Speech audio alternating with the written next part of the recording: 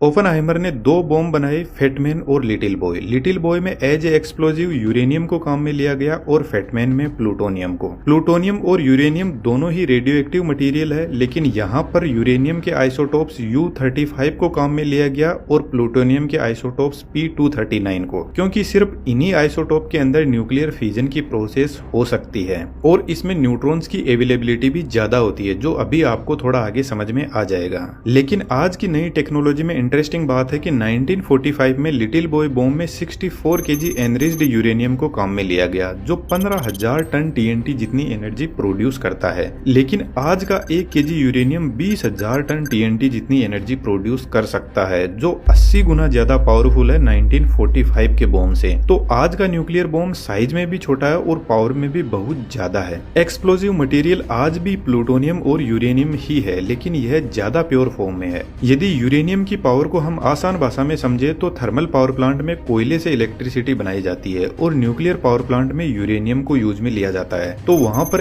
1 kg uranium 27 lakh kg कोयले के बराबर होता है। यूरेनियम का एटॉमिक वेट ज्यादा होता है, तो इसको न्यूक्लियर फ्यूजन की प्रोसेस से छोटे एटम्स में तोड़ा जाता है और जब यह यूरेनियम ब्रेक डाउन होता है तो इससे बहुत ज्यादा एनर्जी निकलती है। जैसे अपन यहाँ पे समझते हैं यह कोई यूरेनियम का एटम है। अब यह एटम नॉर्मल कंडीशन के अंदर स्टेबल रहता है, लेकिन हमें तो इसको अनस्टेबल करना है ताकि अपनी एनर्जी को यह रिलीज कर सके। इसलिए हम एक न्यूट्रॉन इसमें ऐड कर देते हैं। जैसे ही हम इसमें न्यूट्रॉन ऐड करते हैं तो यह अनस्टेबल हो जाता है और यह 2 एटम के अंदर टूट जाता है। अब इस ब्रेकडाउन से 3 न्यूट्रॉन और जबरदस्त एनर्जी निकलती है। अब इस न्यूट्रॉन के पास में बहुत ज्यादा एनर्जी होती है और इसकी ट्रेवलिंग स्पीड भी इतनी ज्यादा होती है कि यह लाइट की स्पीड का 30% स्पीड से ट्रेवल करते हैं। तो यह तीनों न्यूट्रॉन आगे और न्यूट्रॉन के एटम से टकराते हैं और उनको तोड़ते हैं और फिर उनसे न्यूट्रॉन और एनर्जी निकलती है और फिर वह और आगे यूरेनियम के एटम को तोड़ते हैं। इस टाइप से एक लंबी अनकंट्रोल्ड चेन रिएक्शन चलती है जब तक पूरे यूरेनियम के एटम से एनर्जी ना निकल जाए।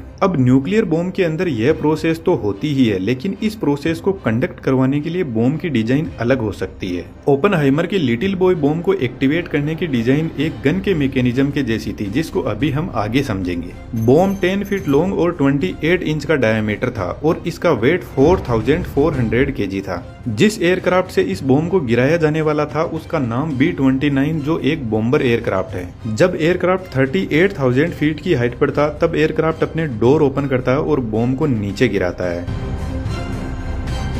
यहाँ से बॉम्ब का काम शुरू होता है। इसके पीछे की तरफ फिन्स लगे हैं जो अब इसको हवा में बैलेंस करने के काम आएंगे। बॉम्ब गिरते ही इसमें 24 वोल्ट की बैटरी होती है जो टाइमर और बॉम्ब में लगे सेंसर को एक्टिवेट कर देता है। बैरोमीटर सेंसर कंटिन्यूअसली ग्राउंड से हाइट को चेक करता रहता है और साथ में बॉम्ब की बॉडी पर लगे रडार सेंसर भी एक्टिवेट हो जाते हैं। जब बॉम्ब हिरोशिमा के ग्राउंड से 1900 फीट के ऊपर था तब फायरिंग स्विच को एक्टिवेट किया गया। यह स्विच इग्नाइटर को ऑन करता है जो स्पार्क जनरेट करता है और इस स्पार्क के सामने कोरोडाइट पाउडर से भरे हुए सिल्क के सिलेंड्रिकल बैग होते हैं। कोरोडाइट एक स्मोकलेस प्रोपेलेंट होता है जिसमें स्पार्क से एक एक्सप्लोजन होता है। इस एक्सप्लोजन के आगे टंगस्टन कार्बाइड डिस्क लगी रहती है जिस पर इस एक्सप्लोजन का जबरदस्त फोर्स आता है और इस डिस्क के आगे एनरिच्ड यूरेनियम 235 की सब क्रिटिकल मास वैल्यू रखी जाती है, जो बीच में से खाली रिंग जैसी होती है जिसका वजन 38.4 kg है। अब एक्सप्लोजन से टंगस्टन कार्बाइड डिस्क 300 मीटर पर सेकंड की स्पीड में यूरेनियम को लेकर आगे बढ़ती है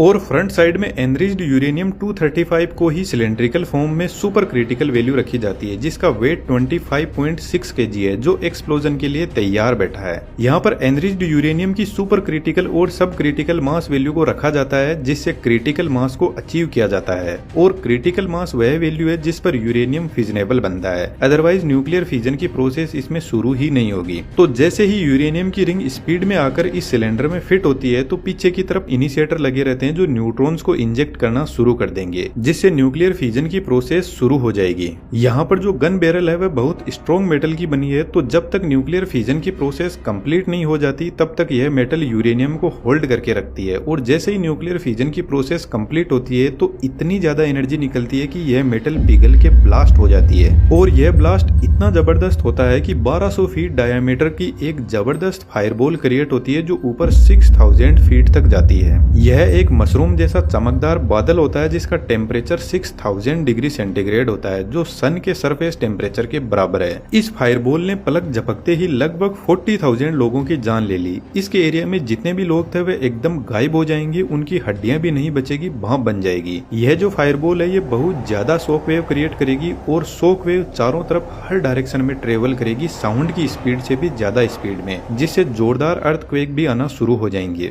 लिटिल बॉय बॉम्ब को सरफेस से कुछ ऊंचाई पर ब्लास्ट किया गया ताकि इसकी फायरबॉल ज्यादा एरिया को कवर कर सके।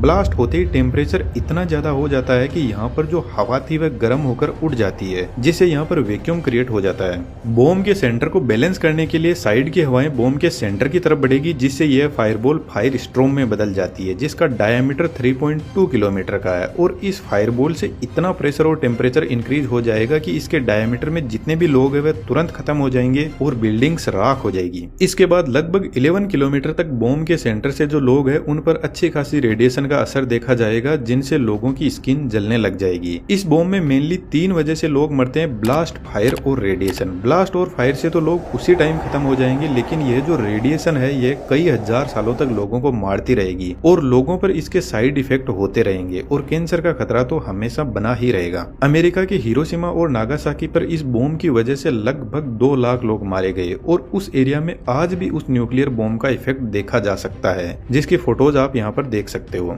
ओपनहाइमर को अपने इस आविष्कार को लेकर बहुत रिग्रेट था और उन्होंने इस न्यूक्लियर बॉम्ब पर बैन लगाने के लिए बहुत कोशिश की, लेकिन वह कर नहीं पाए। अब आप ही बताओ ओपनहाइमर हीरो है या villain? 1 kilo uranium price $7 million का है, फिर भी हमारी अर्थ पर 12,500 न्यूक्लियर बॉम्ब अवेलेबल है। आज 10 से भी ज्यादा कंट्री के पास में न्यूक्लियर बॉम्ब है। पिछले 80 सालों में से किसी भी न्यूक्लियर बॉम्ब का यूज नहीं हुआ, लेकिन फिर भी हम इंसान एक हाथ में पेट्रोल और एक हाथ में जलती हुई माचिस लेकर घूम रहे हैं।